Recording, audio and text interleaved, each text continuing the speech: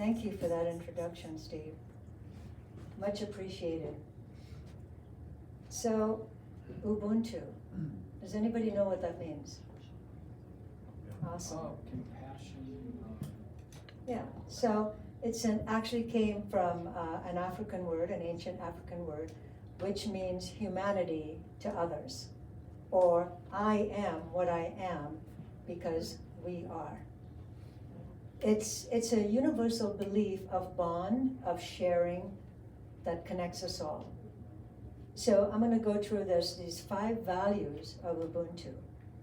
And if you guys look that up, you'll see a lot of stuff come up about African tribes and various tribes all over the world.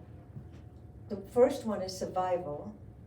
The second is spirit of solidarity, compassion, respect, and dignity.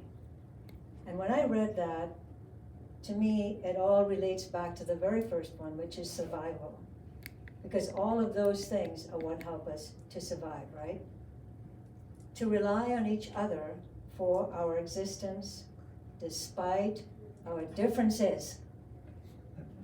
All of our actions have an impact on others and society. But I'm sad to say that right now in our world, there's very little Ubuntu. Except right here in this community. This is one community where I experience Ubuntu, where we all support each other.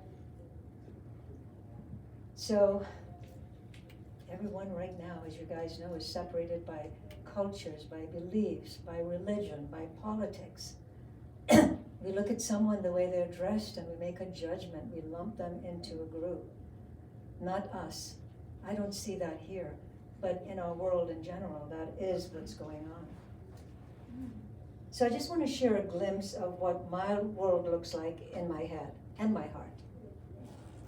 I accept everyone, no matter their color, size, beliefs. But what I do not accept is when others feel the need to push their agenda on me. There's a difference. We accept everyone, we love everyone, but we don't push our own beliefs and agenda on others.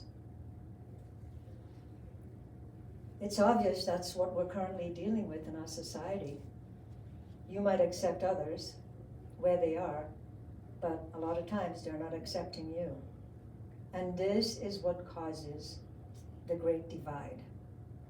And that's what I call it right now, what's happening. It's the great divide. So this idea of oneness has always been a natural part of my life. As you all know, I grew up in a small village with a Muslim father, a Catholic mother, and surrounded by Hindus. So as a child, we all celebrated together, and I never heard anyone from any particular religion make a comment against the other. Sometimes I didn't even know if it was a Muslim celebration, a Catholic, a Hindu. Couldn't tell the difference. So we all celebrated together. And most importantly, no one pushed their agenda on anyone else. That never happened. There was no such thing in my community as assisted living. Family members took turns taking care of the elderly. And sometimes it was the village or the community that got together and helped. And like right now, for instance, with my daughter going through an illness, it just makes me realize that we can have community. It may not look like what it was like when I was a child. We don't have our villages we live in, but we can still create community. So right now she has a food train where people deliver food to her and the family. She has people online that they take turns doing various things, driving the kids to school. That's Ubuntu, that's community. So we can do it, even though we all, live far apart. We can make it happen. So fast forward to America, and living in Miami in 1968 was a blessing because I was exposed to the hippie generation. You guys know those people, right? I think I'm still one of them. Yeah. And it was all about love and brotherhood. Anyone remember the Love-Ins? Oh, yeah. Awesome. Well, when I told my younger granddaughter I went to 11, she was appalled.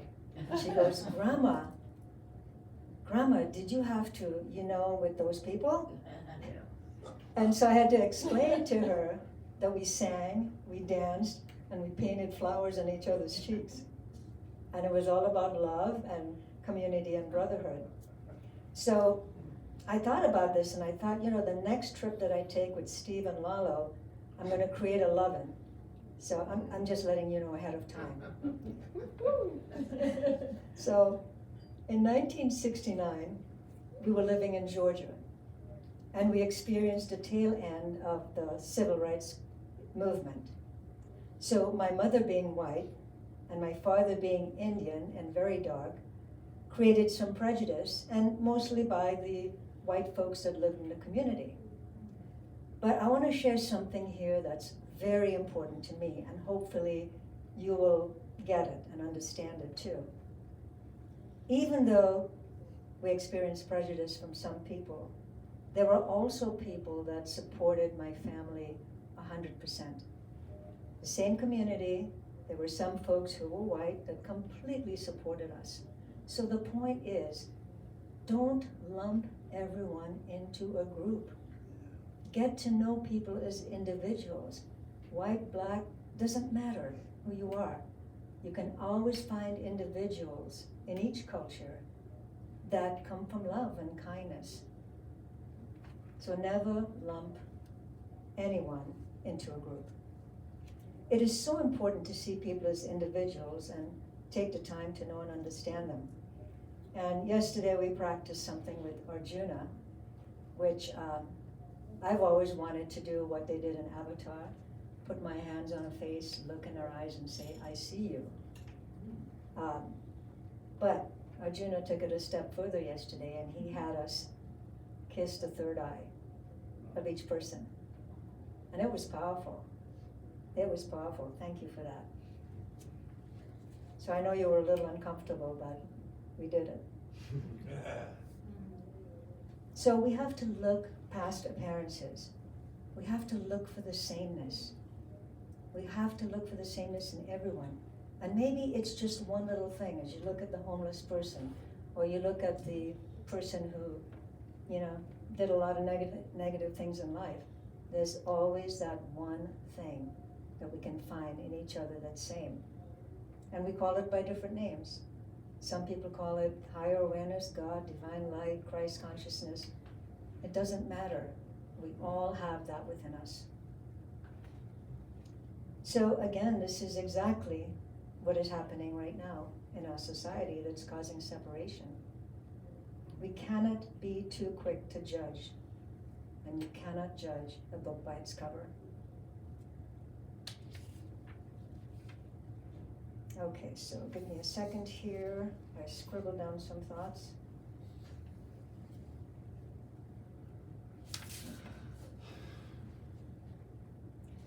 So I want to get to fast forwarding to my journey I just took to Greece and Turkey with Steve and Lalo. And my takeaway when anyone asks me, my answer is, no matter where you are in the world, everyone wants to experience love, to be acknowledged and respected. So my heart and mind was expanded as I experienced people from all over the world coming together for just a few months to work on a cruise ship. You would think that they were all related. There was just so much love and kindness and compassion. So I experienced Ubuntu on this trip. Respect and kindness, not just for each other, but for all the visitors from all over the world. There was also lots of hugs, but you guys know wherever I am, there's going to be hugging, serious hugging, right?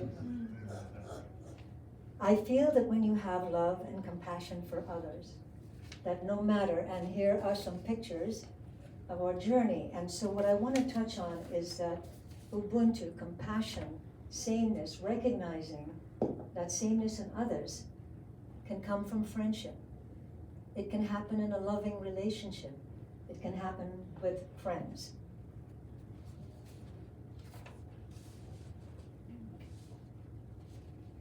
So when you fill yourself with love and compassion, oh, I want to comment on this for a moment. I have no shame. I will step out in my robe with no makeup, with my hair messy. I have no shame. But this was a moment when I truly felt this love and compassion and Ubuntu and unity. Because this gentleman was from Wales, and she was from Zimbabwe, and obviously you know where I'm from. But that oneness we felt for each other was real, it was genuine. I mean, I really felt that, so I had to take this picture just to remind me of that. Again, people from all over, all they wanted was a hug and a smile and just being kind. So I feel that when we create love and compassion within ourselves, it begins with us, right? That everyone can feel that and sense that no matter where you go. Like when I was with all these people, I didn't have to say anything. I would just smile or give them a hug, and they could feel that I was coming from a good place. So carry that energy within you. It does spread. People do notice it. So what we feel and think, as you know, has a vibration, right? Everything has a vibration. And whether people know it or not, they're picking up on that vibration. So just food for thought. What is your vibration? What are you vibrating? Are you vibrating love, kindness, compassion? So the reason I wanted to share this is because I am on a mission to create the experience of Ubuntu within my family, my friends, my community. And I truly believe that this community can be a good example of that. I guarantee you, if you needed help and you shared it with this community, someone would step up to help you. I've seen it happen. So one by one, we can make a difference. Again, this is part of our group as we journeyed. And so I'd never met these people before. But suddenly they began to feel like my family, my friends, my community when I spent time with them. So one by one, we can make a difference. More than ever, we are needed to raise our vibrations and focus on positive, on the light. And as you go about your life, demonstrate love and respect. Take the time to know someone without judgment. You will be creating a sense of Ubuntu. So you will have raised someone else's vibration. And you guys know the domino effect, right? That's how we spread it through humanity. You don't have to march. You don't have to shout obscenities to the opposition. You don't have to set places on fire. All you have to do is just be the light, and you will help lead others out of darkness. Just keep being the light and expanding that light, and you will make a difference with all of humanity. Thank you all for listening.